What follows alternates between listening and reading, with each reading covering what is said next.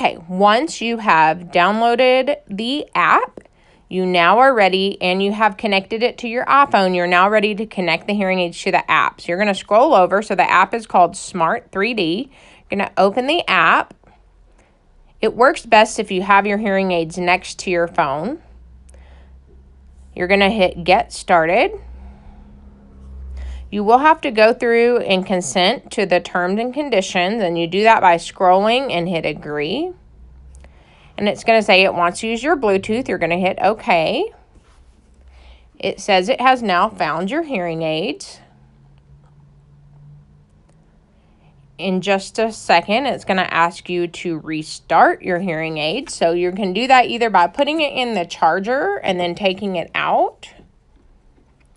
Or you can do that by pushing the button down on the back of the hearing aid for 5 seconds. And then take them out. And now you'll see it says retrieving the information.